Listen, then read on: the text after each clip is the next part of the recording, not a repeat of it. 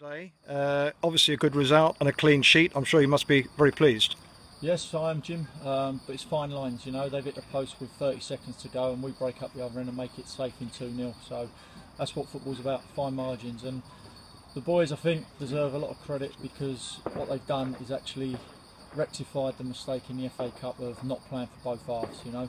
When we was under the cosh, they put a lot of effort into it to stop the balls going in. And yes, we had a bit of luck, but at the end of the day, our first half performance I thought was spot on tactically. And we stopped them playing because they were a good passing side, and we got the result that people might think we didn't deserve, but I thoroughly think we deserved it. I thought there were some great performances out there this afternoon from our side, right the way through the team. Yeah, I'll pick one out straight away. Jack Parter, I thought he was absolutely outstanding. Young boy who has just signed a contract with us, which I'm very pleased about. And to have him on board is fantastic. I'm really pleased, you know. But one to 15, even the subs that didn't come on, they was encouraging everyone.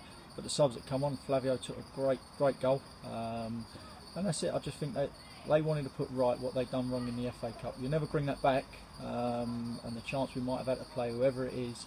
But today was a step forward in the right direction of making amends for a poor first half performance at Red Hill.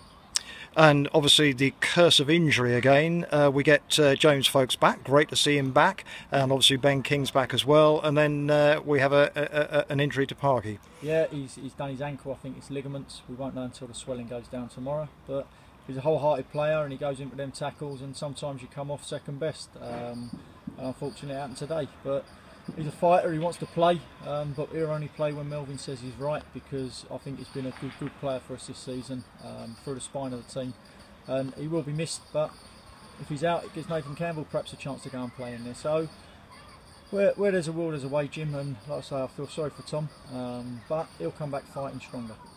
And I'll ask you about the future of Billy Medlock. There's been some speculation.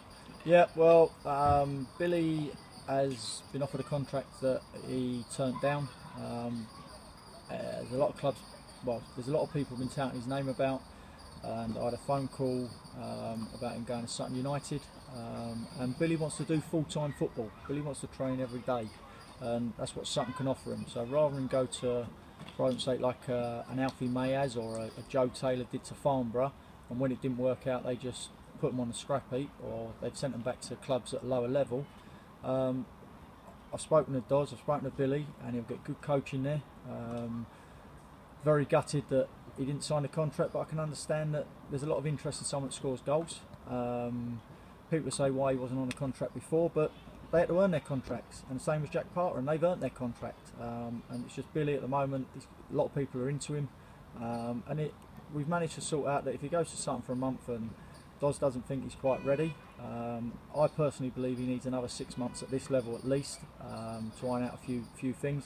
But he's got the opportunity, he wants to go and do it, and he said to me that the agreement is if it don't work out for him, then he'll come back to us, and I'm not frightened of that. I want someone that if it doesn't work out to come back and see their potential and work with us, and we push it on even further, and then comes the summer he might be ready. But it's an opportunity he didn't want to pass up, and I can understand that.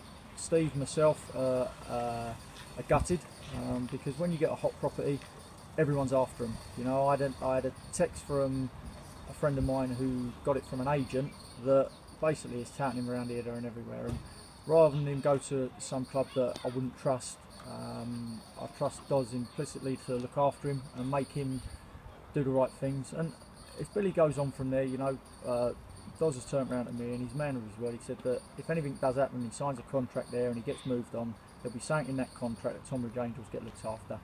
And when me and Steve spoke, you know, you couldn't ask for fairer than that. So yes, it's disappointing that he hasn't signed a contract with us. It's disappointing that he's going to go there and hopefully do well. I've got to be honest, because I like players to move on. Hopefully do well and get a contract, but we will get looked after if he signs that contract and moves on. So we're looking after the player. We're getting looked after at the club, and it's my job now to go and get someone else in, albeit maybe short term, but I'll be looking, because I've got faith. Billy's a goal scorer and he'll go and score goals, so let's wish him luck rather than look at the negatives of why we haven't done this, why we haven't done that, you know. Wish him luck, and hopefully he does well. If he doesn't, the door's open for him to come back, and he's told me that he doesn't want to go from club to club. If it doesn't work out there, he's going to come back and work hard for us again. Well, thanks very much indeed, Steve, for your honesty, and many congratulations for today, and good luck in the draw on Monday. Thank you, Jim.